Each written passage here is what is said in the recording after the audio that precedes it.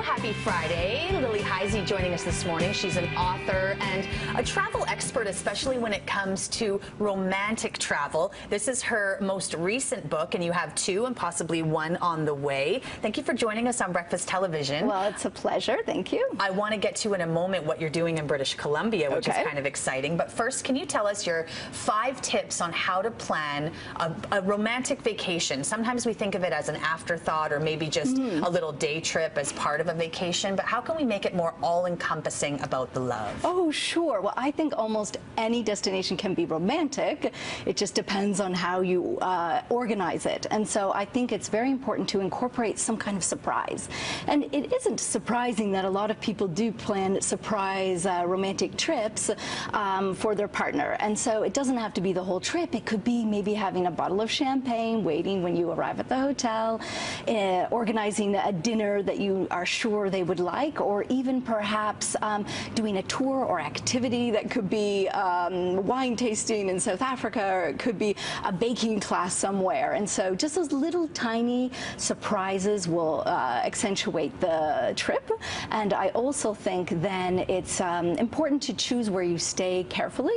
It doesn't have to be a 5-star luxury hotel, but somewhere that's a little special, or even an apartment, a little rental. boutique hotel. Boutique hotels are my favorite. Heritage hotels, I've stayed in a number around the world, and that really creates the setting, because once you're in that mood, that helps the whole trip become romantic too. So that's the tip number 2, and I do want to ask a question about that before we move on. Are bed and breakfasts a good place for romance? Because I always imagine if you've got, you know, Diane cooking you breakfast and her bedroom's right there, maybe it's not the best place for romance? Then, maybe not. I generally do not recommend bed and breakfast. Instead, a small hotel will often be around the same price, or an apartment rental, and that also will allow you to have an authentic neighborhood experience. And that's another tip I like to give too, is kind of connecting with the locals. And so that's something that I feel can enhance any sort of trip, but especially a romantic trip. Great. So what was your third tip on how to plan a romantic? My third trip is to escape the crowds. Yes. Because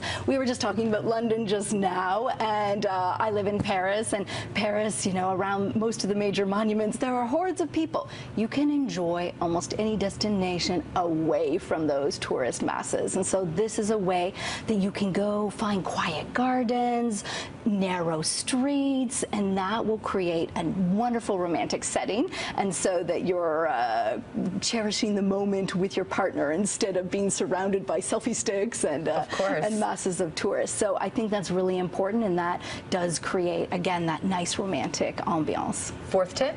So that was doing something the locals do, having a really authentic experience. And I think that those create special holiday memories, and that's what you want when you go on holiday. Of course, sometimes you just want to relax, but if you're going on a romantic trip, you want to have those lifetime memories that you'll create together. Go to a traditional pub in London, a fish fry in the Caribbean, wander the markets in Bangkok, and those things are really special and all very inspiring ideas. What's the 5th one?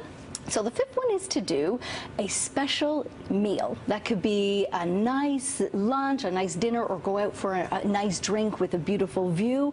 And again, those are creating wonderful memories. It could be something very economical. It could be a little trattoria on a tiny street in Rome where you'll have the best pasta of your life, and you'll always remember that with your partner. How about right here in BC? I know you're here researching for your next book. Where's, if you could just really quickly say, maybe the #1 spot if someone wanted to keep their romantic trip local? Well, I was just up in Tofino last weekend, and I like local tips, and I had a local tip to try the Tonquin Trail. Ooh. And so you can go to the Pacific Rim Park with all of the other tourists, or here it's a nice forest walk and you discover hidden beaches. Well, so thank you really so lovely. much for these beautiful tips. You've got a great job. All the best on your new book. And here again is April Heisey?